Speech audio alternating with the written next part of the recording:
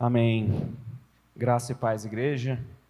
É bom ter amigos, viu, gente? Investe em amigos, que aí fica falando bem de você assim, ó.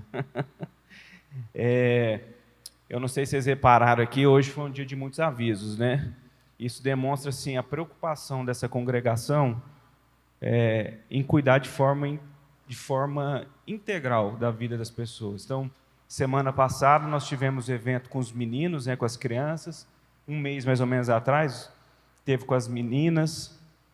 Ao contrário, um mês atrás os meninos e a semana passada as meninas. E é porque a minha esposa veio e eu que fico com meus meninos, né? E então agora nós estamos tendo evento de casais, estamos tendo um arraiá, então assim, família, casais. Nós tivemos um momento muito interessante quarta-feira passada lá no PG, falando sobre finanças, principalmente para casais. Então assim, esteja participando, não fique de fora. Então, assim, essa igreja faz isso. A maior preocupação é nós formarmos o caráter de Cristo na vida de cada um de nós. Então, assim, a gente entende que há necessidade de trabalhar todas as áreas da vida. Amém? Irmãos, hoje nós vamos estar falando de Pentecostes. E antes de entrar falando do evento do Pentecoste, até porque foi muito bem falado logo na Páscoa ali, Mateus trouxe a palavra, hoje de manhã o pastor Júlio trouxe uma palavra especificamente sobre Pentecoste e o mover do Espírito. Eu queria falar um pouco antes de entrar nesse evento, falar do desejo eterno de Deus. Então, assim, eu não sei se todos tiveram essa experiência, eu já nasci, meus pais eram evangélicos, então eu meio que não tive muita opção, né? Fui encaminhando. Mas eu sempre olhei para a Bíblia, para a história da humanidade, e quando eu via sobre Adão, eu via assim, o plano que deu errado, e agora Deus tem que consertar, trazendo um Salvador. E depois, quando você vai entendendo, e principalmente acho interessante, eu gosto muito de filme, tem muitos filmes que começam no final, mostrando o que aconteceu, depois ele volta lá atrás, ele vai narrando para você entender onde chegou.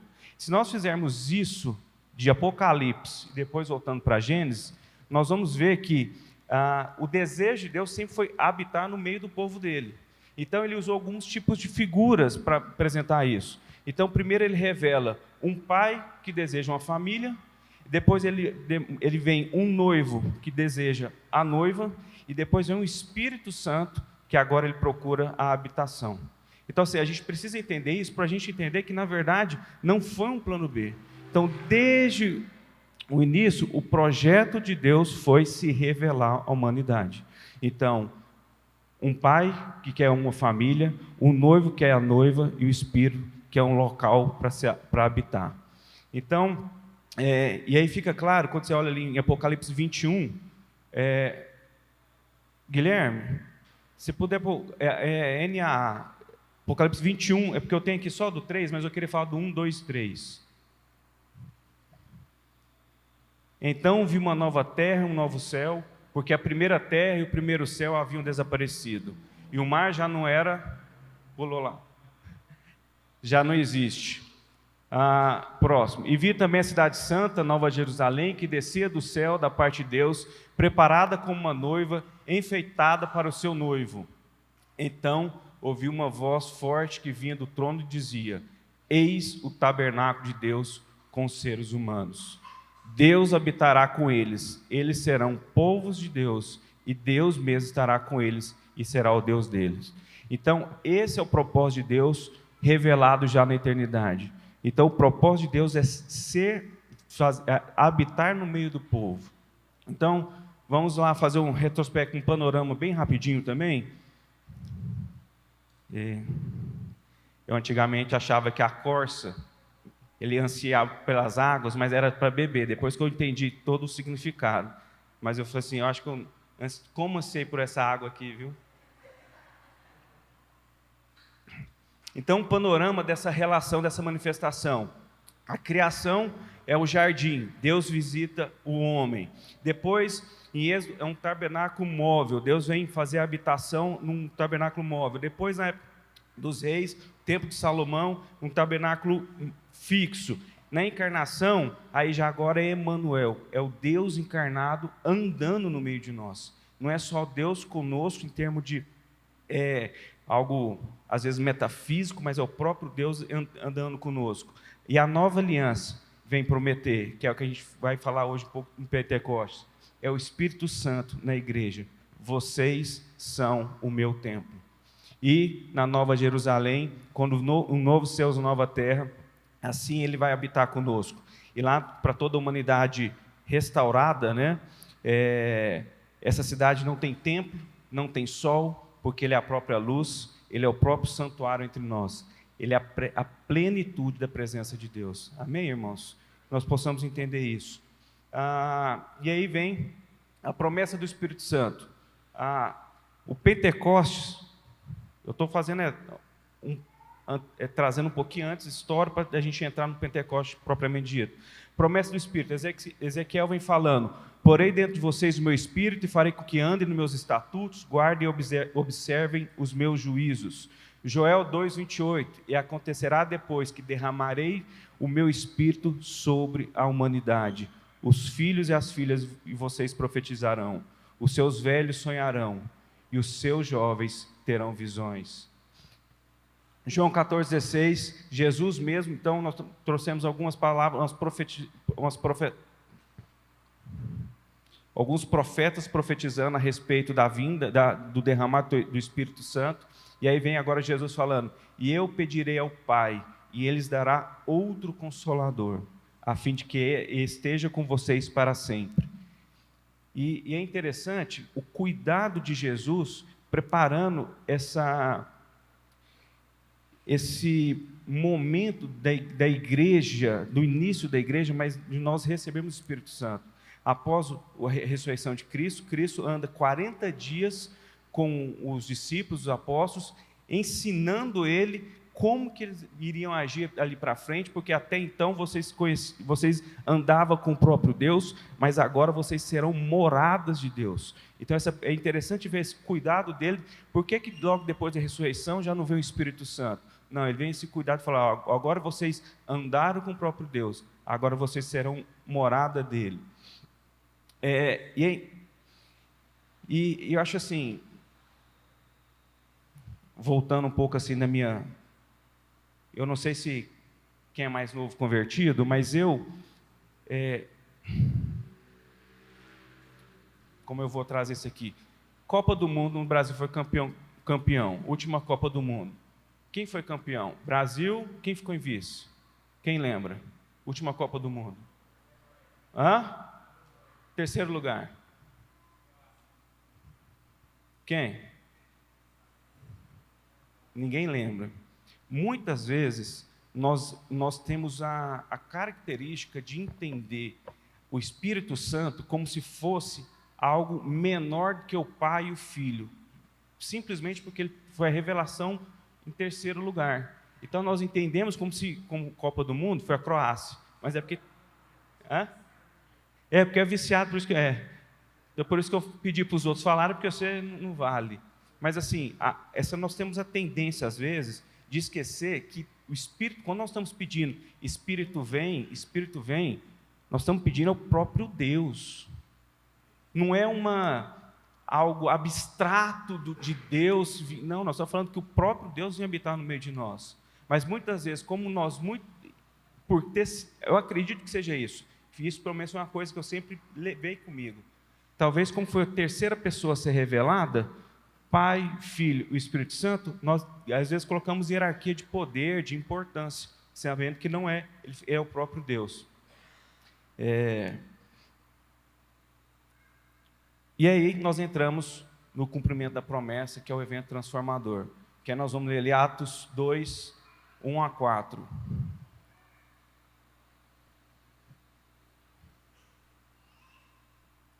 Ao cumprir-se o dia de Pentecoste, estavam todos reunidos no mesmo lugar. De repente, veio do céu um som, como de um vento impetuoso, e encheu toda a casa onde estavam sentados. E apareceram, distribuídas entre eles, línguas como de fogo, as quais pousaram sobre cada um deles. Todos ficaram cheios do Espírito Santo e começaram a falar em outras línguas, segundo o Espírito lhes concedia que falasse. Esse é Cristo ressignificando Pentecoste. Pentecoste, festa da colheita, é comemorado, na verdade, 7 semanas após a Páscoa. Então, no Pentecoste, normalmente, eles comemoravam tudo que eles colheram nas 7 semanas anteriores. E também os judeus entendem que foi nessa data que recebeu as leis. Então, assim, é uma festa extremamente simbólica e representativa para o povo judeu. E Cristo vem, Deus quis usar essa data para ressignificar, assim como ressignificou a Páscoa, com a ressurreição de Cristo, ele vem trazer esse novo entendimento. E é interessante pensar assim, a Páscoa, 7 semanas depois, vem o Pentecoste. Assim como, assim, eu achei fantástico meditando sobre isso, que assim, como assim, como se Deus tivesse semeado o Filho dele ali na sexta-feira da Paixão, e nós tivemos agora recebendo, ele estivesse colhendo a própria igreja. É como se assim Deus estivesse enterrando, plantando a carne para que nós pudéssemos colher o Espírito Santo. Então, assim, é algo fantástico. Você pensa esse significado. Porque logo depois da Páscoa, 7 semanas, eu acho interessante que Jesus vem falando quando ele vai ter que ser morto, ele vai ter que ser enterrado, né? E assim, eu fiquei pensando nisso. Gente, nessa simbologia, Deus enterra a carne dele para poder colher o Espírito. Amém? O livro de Atos narra muitos sinais e maravilhas. Mateus falou aqui algo muito interessante, que era bem que eu queria entrar nesse hoje com vocês aqui. Ele vem narrando muitas maravilhas, mas assim, o maior milagre do derramar do Espírito é a vida transformada. São pessoas mudadas. Eu falo assim que eu tenho antigamente, eu via muito, os testemunhos eram assim: meu esposo bebia, hoje não bebe mais, é uma outra pessoa. Meu esposo não queria trabalhar, hoje é um homem de Deus trabalhador. E hoje a gente vem buscando tantas outras coisas, como se o mais importante fosse assim, bênçãos financeiras. Estava falando, a gente conversando lá no PG, como que Mamon, ele entra nos nossos corações e tem o poder de transformar o próprio Deus. Ele tem o poder que nós transformamos o próprio Deus num ídolo, porque a gente chega até Deus já levando as nossas necessidades, querendo que Ele só devolva o que nós investimos. E é interessante que o Jales falou que de investir, e eu entendi o significado, e eu entendo isso mesmo, mas muitas pessoas vêm trazer dízimos e ofertas como se fosse investindo assim: eu vou porque eu quero colher de volta o que eu estou plantando.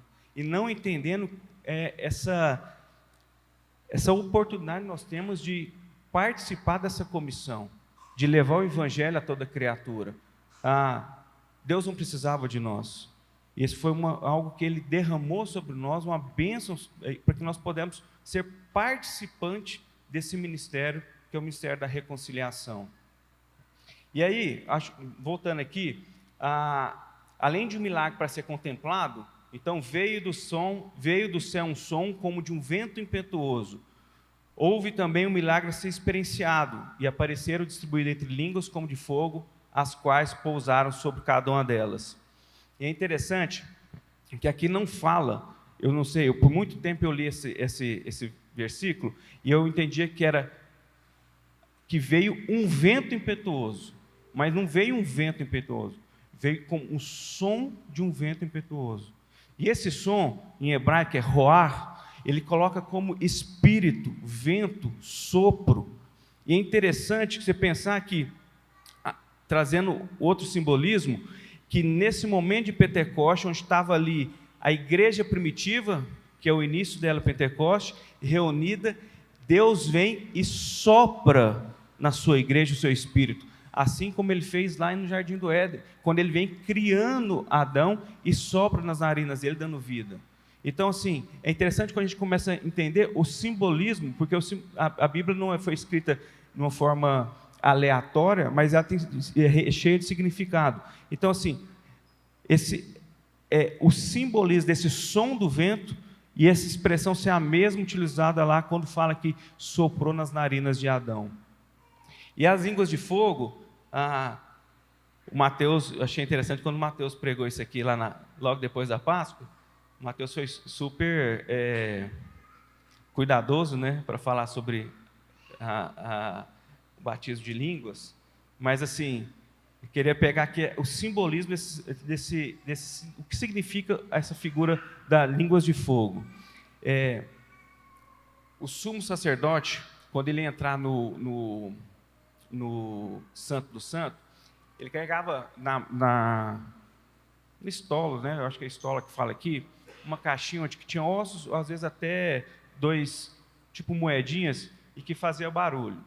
E diz, isso agora eu estou trazendo que é um manuscrito do Mar Morto, vem explicando essa língua de fogo. Uma das explicações. Quando ele queria ouvir o que Deus queria falar com eles, ele jogava esses ossinhos e diz que elas brilhavam. E isso eles chamavam de línguas de fogo. Então era Deus se manifestando. Então, Deus, é para nós fazermos isso? É para guerrear? Ele jogava, brilhava, e a forma que colocava era a resposta, sim ou não. Então, essa língua de fogo, ela simboliza a própria palavra de Deus. Então, quando fala que veio como línguas de fogo e desceu sobre cada um deles, Deus estava revestindo essas pessoas com a própria palavra de Deus.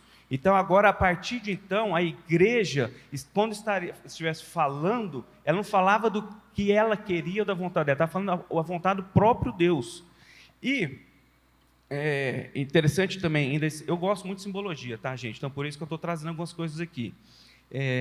Tem o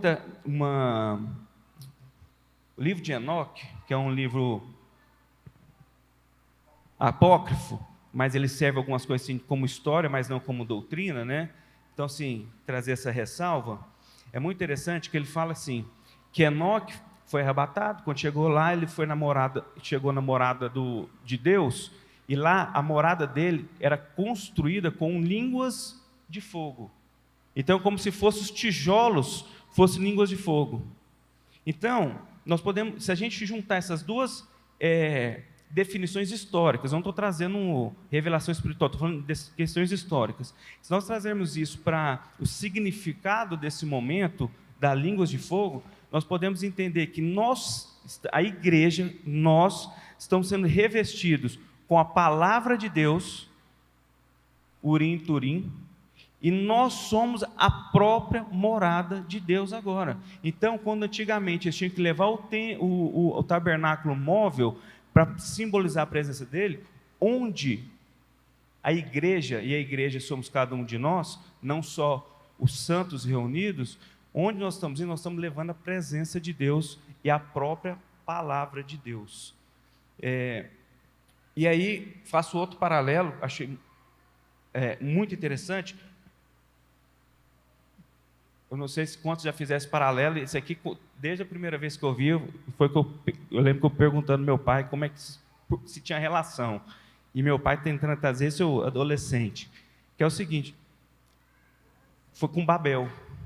Para mim tem uma relação assim, extremamente próxima, porque assim como Babel, Deus vem e traz confusão de línguas para que eles pudessem espalhar pelo mundo, agora nesse momento Deus vem e traz uma revelação de uma língua, independente, né, o Mateus trazendo lá línguas, aqui em Pentecostes está falando de línguas dialéticas, né, outras línguas, nesse momento aqui, estou sendo bem específico, mas agora ele está usando uma multidão de línguas para que a igreja, revestida de autoridade, pudesse ir pelo mundo e agora arrebanhando o povo dele. Então, assim, agora leve essas boas novas, pregando, quem crê, batizando. Então, assim, é algo interessante. Então, Em Babel, ele traz confusão para espalhar, e agora ele vem trazendo um entendimento de uma língua para que pudesse a igreja dele falar uma língua só. Eu acho isso assim tremendo. E qual que é o propósito do batismo? É Natália, né? A Natália abriu aqui falando, em Atos 1:8. Qual que é o propósito do batismo do Espírito Santo? Mas vocês receberão poder descer sobre vocês o Espírito Santo, e serão minhas testemunhas, tanto em Jerusalém como toda a Judéia e Samaria, e até os confins da terra. O batismo do Espírito Santo é para nos revestir de autoridade para fazer milagre? Faz parte, mas a autoridade que nós somos revestidos é de ser testemunhas. E aí eu, como advogado, eu tenho um pouco assim, lugar de fala, né? Como é que hoje em dia está sendo falado. Testemunha, principalmente ocular, ele não fala do que ficou sabendo. Eu fiquei sabendo, ouvi falar. Ele fala do que ele presenciou ou do que ele viu, do que ele apalpou, do que ele pegou. Então nós não somos mais chamados para falar de um Deus, das maravilhas de um Deus. Nós somos chamados para viver assim como Jó. Antes eu ouvia falar, agora eu te conheço. Então assim, testemunha é para que nós pudéssemos agir como Deus agia, como Jesus agia. Então, e é interessante que aqui, não está no estudo, mas alguns não queriam, ó, interessante, volta lá em Babel. Babel era para espalhar, eles não quiseram, Deus traz confusão. Aí agora vem Deus, reveste poder e autoridade, para que pudesse sair pregando a todo confins da terra, vamos dizer assim, né? Primeiro aqui, ele vai espalhando. Lá, eles, não, nós não vamos sair daqui não, então eu vou te espalhar para vocês espalhar pela terra. Aqui, alguns sendo revestidos, acho que o pastor Júlio até pregou isso hoje de manhã, alguns sendo revestidos, não quiseram sair dali. Quiseram ficar naquele, não, aqui está tão gostoso, espaço aqui, nós sofremos tanto, então agora que a gente conseguiu achar uma comunidade mais ou menos, aí é preciso levantar uma perseguição contra o povo de Deus, contra o cristão, para aí sim pudesse espalhar as boas novas, né? Então assim não vivemos mais a testemunha, e essa testemunha aqui não é aquela quase partícipe. Estou falando no direito, né? Não é só aquele que ouviu, é aquele que faz parte. É quase que uma delação premiada. Ele fala do que ele viu acontecendo, porque ele participou disso. Nós somos chamados para isso, para nós deixarmos a nossa vida, morre o velho eu, e agora Cristo vive em mim. Por isso que em algum momento fala que é o Espírito de Cristo, que é o Espírito, tanto chama o Espírito de Cristo como o Espírito Santo. Então é o Espírito Santo que nos enche, governa e que nos conduz. Somos chamados para águas mais profundas. Estava conversando mais cedo com o Júlio sobre isso, que é assim, a partir do momento que nós recebemos a Cristo, entregamos nossa vida a Ele, nós somos chamados para nos aprofundarmos nele, ser cheios dele, e a partir desse momento, como diz aqui em Ezequiel, aquela passagem onde que ele vai andando, a visão que ele vai andando, e a pessoa vai entrando na água, e aí no rio, e depois a água pega no calcanhar, e vai subindo, quando de repente ele perde o controle, porque agora ele é como o vento, ele não sabe para onde que vai, para onde vem. Assim é todo aquele que é movido por Deus. Amém? Isso é o que Paulo chama na carta de Romanos, nós termos sermos transformados no nosso entendimento. Romanos 12:2 fala, e não vivam conforme os padrões deste mundo, mas deixe que Deus os transforme pela renovação da mente, para que possa experimentar qual é a boa, agradável e perfeita vontade de Deus. Jeremias 31:33, profetizando sobre esse momento também, ele fala, porque esta é a aliança que farei com a casa de Israel, depois daqueles dias, diz o Senhor, na mente deles imprimirei as minhas leis, também no seu coração as inscreverei, e serei o Deus deles, e eles serão o meu povo. Amém? Que essa possa ser uma verdade nas nossas vidas. Que isso possa ser uma verdade nas nossas vidas. Que nós não sejamos movidos a paixões, ou sejamos reativos como a sociedade vive. Conversando esses dias sobre uma dificuldade de um irmão na área financeira, aí a primeira coisa que começa a conversar é assim: mas como é que ele está trabalhando? Ele está fazendo isso? Assim, a gente não age dessa forma. Primeiro, por que você está preocupado com o que comer e o que vestir? A Bíblia fala que Deus dá aos dele quando dorme. Mateus falou isso aqui na última palavra dele, sobre investimento. Preocupação de pessoas de investir em Bitcoin, e volto a reafirmar o que ele falou aqui, não é problema fazer investimento, investir em coisas futuras, querer trazer uma certa segurança, mas que segurança é essa? Se amanhã o amigo do meu pai tinha não sei quantos milhões, empresário grande, na época do Collor, pegou, bloqueou, não era nem reais, né? Estou falando aqui, mas muito dinheiro. E aí, que é segurança? Ele tinha dinheiro guardado em banco. Foi receber agora depois de passar por miséria. Então, essa segurança que nós não podemos viver em padrões deste mundo. Entender que essa versão, eu lembro que uma vez eu estava numa vertente assim de ouvindo muita gente, coach, essas coisas, algumas coisas assim, aí falava assim: você tem que acordar 6 horas, porque o seu concorrente está acordando às 6h30.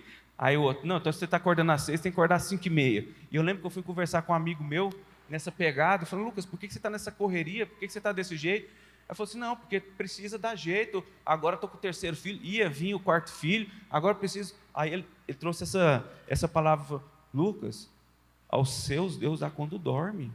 Quem falou que é o seu braço forte? Eu tenho um amigo.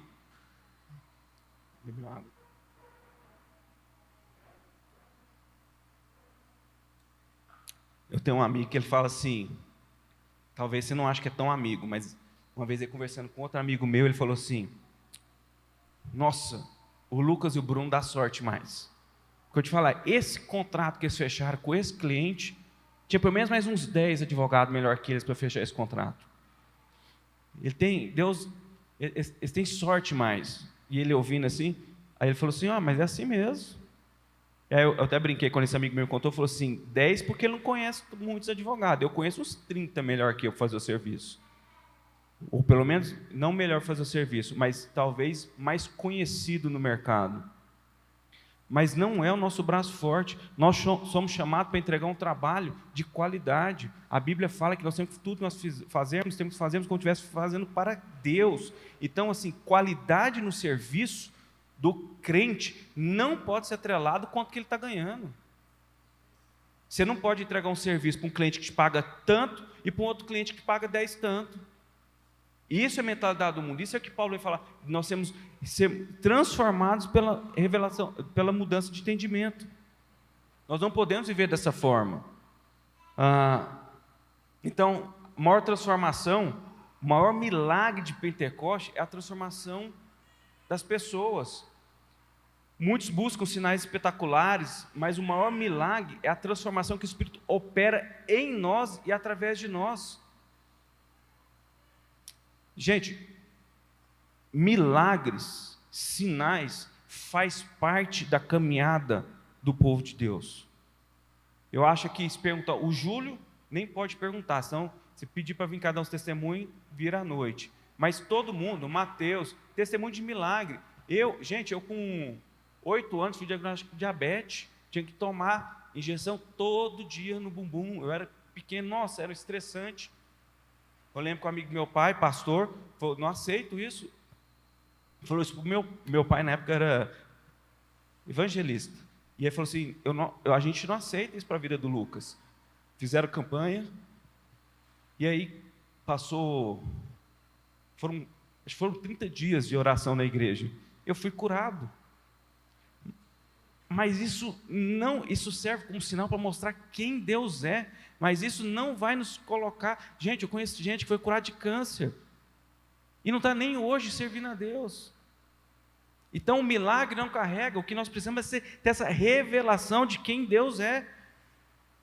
Que nós somos o templo do Espírito Santo. Quando nós falamos, nós somos o próprio Deus falando na terra.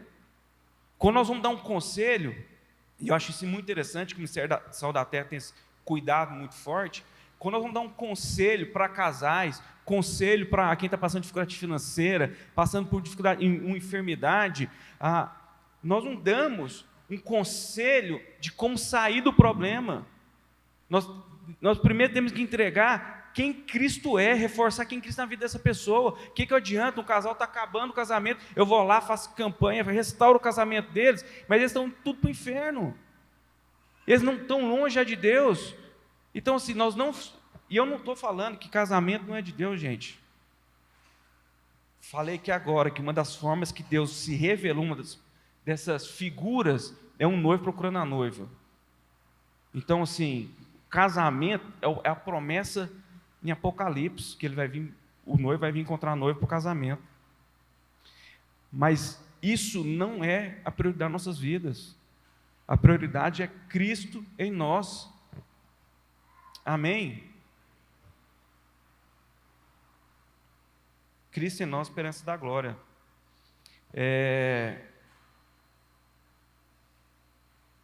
Então, o que deveria... Existem muitos carismas, muitos dons no Espírito. Deus derrama isso. E isso para crescimento e fortalecimento da igreja. Então, assim, ensino, cura, palavra. A gente fala de algumas pessoas no nosso meio, nós temos aqui, no Ministério da Saúde da Terra extremamente forte. Tem tanto o pastor Júlio, pastor Paulo Júnior, Marcos. A gente vê assim, a gente olha às vezes, eu que nasci não é cristão, e sempre, para falar que eu fiquei fora da igreja, foi 3 anos, porque estava morando longe, mas assim, quando eu vejo as pessoas falando, eu falo assim, como que essas pessoas falam com tanta autoridade? Às vezes estava hoje, cheguei mais cedo, estava conversando com o Júlio ali, é interessante que assim, é uma autoridade tão forte, que às vezes até no nosso pensamento, com a palavra, ele faz toda a mudança de rota. Isso é o Espírito Santo na vida deles. Então, já para a conclusão de Pentecostes foi ressignificado. Pentecostes não é algo que a gente comemora do passado.